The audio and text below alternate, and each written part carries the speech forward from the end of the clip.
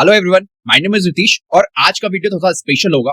Special इसलिए कि आज के वीडियो में हम किसी भी शेयर का टेक्निकल डाउ थ्योरी या फंडामेंटल एनालिसिस नहीं करेंगे। आज के वीडियो में हम बात करने वाले हैं एक ऑब्जर्वेशन की जो मुझे 2 दिनों से दिख रहा है। ऑब्जर्वेशन क्या है? पहला ऑब्जर्वेशन है कि निफ्टी का जो मेन इंडेक्स है that is Nifty 50 can out perform the other index. किसको कर सकते हैं आउट परफॉर्म? मतलब स्मॉल कैप और मिड कैप को। पहली चीज, अभी तक क्या हो रहा था?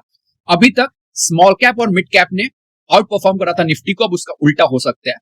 ये ऑब्जर्वेशन मेरा प्राइस एक्शन के बेस पे है, पहली बात। दूसरा बात, निफ्टी स्मॉल कैप और मिड कैप। तो देखो क्या है ना, अभी निफ्टी स्मॉल कैप और मिड कैप एक कंजेशन जोन के पास है। अभी कंजेशन जोन क्या होता है? कंजेशन जोन वो सारा जोन रहता है ना जहां पे बहुत सारी सप्लाई आती है।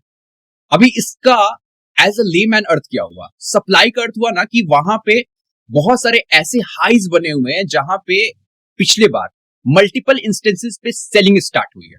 अभी ये आपको जो प्राइस दिख रहा होगा मेरे चार्ट पे, तो you can correlate, like I will just make it, see this point, I will use the marker this this this this, ठीक है।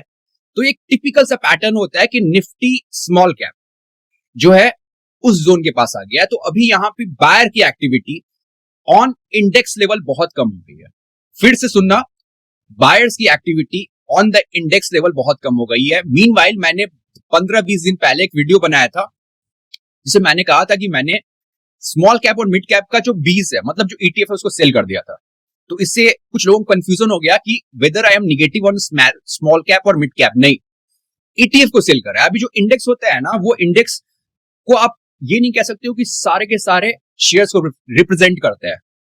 हाँ, निफ्टी और बैंक निफ्टी केस में ऐसा होता है, बट जो स्मॉल कैप और मिड कैप का इंडेक्स है ना, वो डिस्टॉर्टेड नहीं है, उसमें मल्टीपल है। तो स्मॉल कैप और मिड कैप में रैली चल रही है और चलती रहेगी बहुत सारे स्टॉक में, बट कुछ स्टॉक करेक्शन में जाएंगे, कुछ में फॉल आएगा, ठीक है। अभी करेक्शन क्या होगा? करेक्शन हो सकता है approx any kind of retracement जहां पे प्रीवियस स्विंग लो ब्रिच नहीं। और फॉल क्या हो सकता है? फॉल हो सकता है कि मार्केट को ऐसा परसीव हो रहा हो कि अभी कुछ दिनों के लिए इस शेयर या फिर इस सेक्टर का टाइम पूरा हो गया। As an example I give you Q, मैं आपको कुछ हिंट्स देता हूं। देखो अभी क्या हुआ है ना कि since I am related with the industry, तो कुछ इन्वेस्टर को ऐसा सेंस हो रहा है और हम सबको भी लग रहा है कि मॉनसून में एक डिले आ रहा है। So if you are a holding a share which has a direct correlation with the agriculture thing, agriculture income. अभी सपोज आपके पोर्टफोलियो में कोई शेयर हो जिसका नाम हो D mart, sorry dash mart, कुछ भी, ठीक है ना, जिसका प्रेजेंस हो टीयर 3, 4, 5 सिटी में, या फिर आपके पास एक ऐसा एनबीएफसी या फिर स्मॉल फाइनेंस बैंक हो which has a good exposure, major exposure in the agriculture area, because वो जेएलजी लोन्स करते हैं, ठीक है, एमएफआई लोन्स करते हैं।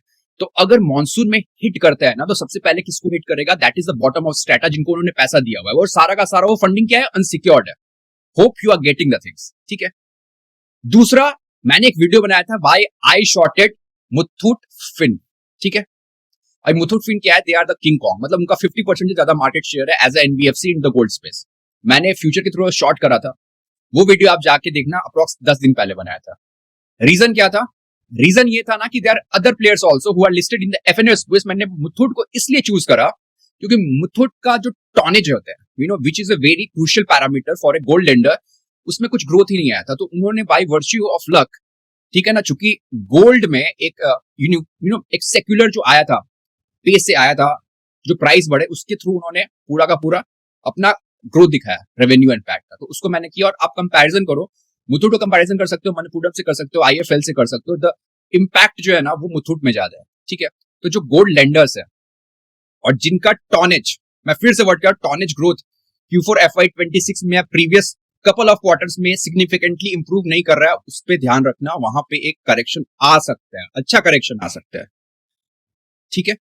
तो आपको क्या करना है एज एन इन्वेस्टर? ये सारा तो मैंने ज्ञान दे दिया, अभी क्या कर सकते हैं? We don't have anything our control, हमें बस ये करना है, I have again and again in my all videos use the concept of triggering stop loss. तो आपको चूज करना है अपना टाइम फ्रेम। आप 2 घंटे टाइम फ्रेम पे कर रहे हो, 4 घंटे पे कर रहे हो, 1 दिन पे कर रहे हो, वीक पे कर रहे हो, या मंथ्स पे कर रहे हो, आप वो चूज करो। आप प्राइस एक्शन लगाओ, इंडिकेटर्स लगाओ, मूविंग एवरेज लगाओ, डॉन्शन चैनल लगाओ, MACD लगाओ, RSL लगाओ, कुछ भी लगाओ, बट अपने प्रॉफिट को भी ना बचाना।